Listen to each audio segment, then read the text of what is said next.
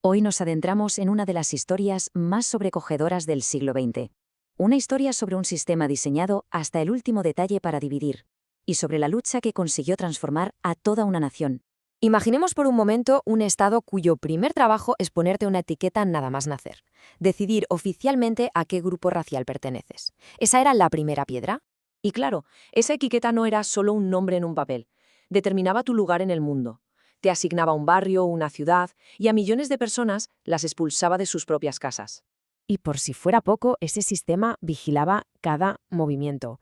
Cada paso fuera de la zona asignada necesitaba un permiso, un salvoconducto. Este era el mundo del apartheid. Bueno, vamos a meternos de lleno en esto. ¿Cómo funcionaba realmente esta arquitectura de la opresión? Porque era sin duda una arquitectura. Es que la clave está en el propio nombre, ¿verdad? Apartheid, que en afrikáans significa literalmente separación. Ojo, no hablamos solo de prejuicios sociales. Hablamos de un sistema político, legal y económico hecho oficial en 1948 con un objetivo clarísimo, que la minoría blanca mantuviera todo el poder. Y lo más perverso de todo es cómo encajaba cada pieza. No eran leyes sueltas, no, era un circuito cerrado, un mecanismo perfecto. Primero, la ley te clasificaba. Esa clasificación decidía dónde podías vivir. Si querías salir de allí, las leyes de pases te lo impedían. Y para rematar, otras leyes prohibían incluso el amor, la unión familiar entre razas. Cada ley era un eslabón que reforzaba la cadena. Y claro, todo esto no se quedaba en el papel. Se convertía en una humillación diaria, constante, brutal. Eran escuelas que enseñaban a los niños negros que su destino era el trabajo manual. Eran hospitales con la mitad de recursos. Eran las mejores playas del país con un cartel que te gritaba que te fueras. Era la humillación de no poder sentarte en un banco. El mensaje era aplastante. Este no es tu lugar. Pero ante algo así, ante una opresión tan calculada, la resistencia no es una opción, es una consecuencia inevitable. Y la llama, por supuesto, se encendió. Al principio, la lucha, liderada por el Congreso Nacional Africano, fue pacífica. Desobediencia civil, protestas. Pero entonces llega 1960, Sharpeville, un punto de no retorno. La policía abre fuego contra manifestantes desarmados. 69 muertos. La respuesta del gobierno fue ilegalizar al ANC, cerrar todas las vías pacíficas. Y eso obligó a un cambio de estrategia. Figuras como Mandela vieron que no quedaba otra opción que la lucha armada. Y aquí nos enfrentamos a una pregunta terrible, ¿no? Cuando un sistema usa la violencia para aplastar cualquier forma de protesta pacífica, ¿qué opciones le quedan a la gente? Y la respuesta de Mandela, su altura moral, queda perfectamente reflejada aquí. Durante su juicio en 1964, sabiendo que se enfrentaba a la pena de muerte, no defendió la violencia porque sí, defendió un ideal, una Sudáfrica para todos. Sus palabras desde el banquillo se convirtieron en el faro de toda la lucha, un principio por el que, como él mismo dijo, estaba dispuesto a morir. La respuesta del régimen fue contundente: cadena perpetua. Y con esa sentencia empieza uno de los encarcelamientos más largos e icónicos de la historia. 27. Pensemos en esa cifra, 27 años, una vida.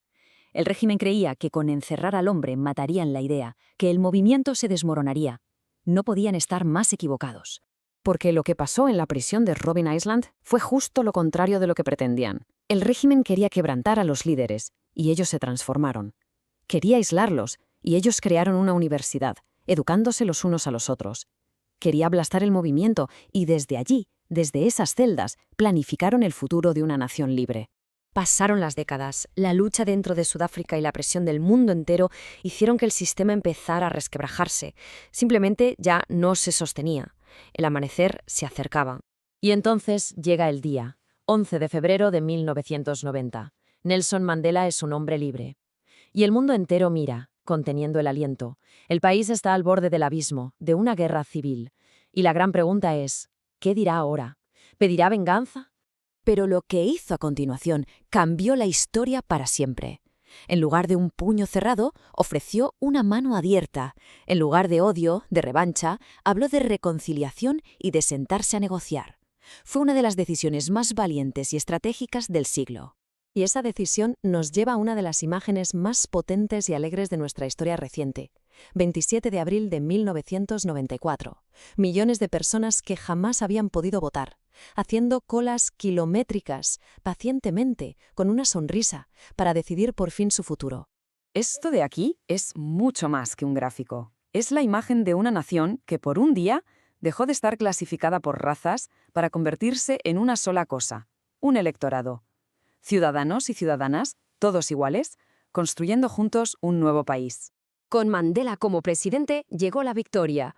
Pero ahora venía lo realmente complicado. Desmantelar las leyes del apartheid era solo el principio. La tarea titánica era empezar a sanar las heridas de una sociedad completamente rota. Y para ello, su gobierno se asentó sobre 3 grandes ideas. Primero, una constitución blindada, de las más avanzadas del mundo, para que nadie pudiera repetir el horror. Segundo, algo revolucionario, la Comisión de la Verdad y la Reconciliación, para mirar al pasado a los ojos, pero sin caer en la venganza. Y tercero, claro, políticas para empezar a desmontar la gigantesca desigualdad económica heredada. Pero seamos claros, las cicatrices de un sistema así no desaparecen firmando una ley. El legado del apartheid es profundo y sigue muy presente hoy. Sudáfrica continúa siendo una de las sociedades más desiguales del planeta. La geografía de sus ciudades todavía refleja la segregación forzosa, y la brecha económica, demasiadas veces, coincide con las antiguas líneas raciales.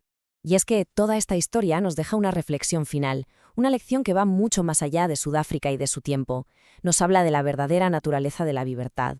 Porque la verdadera libertad, como nos enseñó Mandela con su ejemplo, no consiste solo en romper las propias cadenas. Consiste sobre todo en aprender a vivir de una manera que respete y potencie la libertad de los demás. Un ideal por el que merece la pena seguir luchando, hoy y siempre.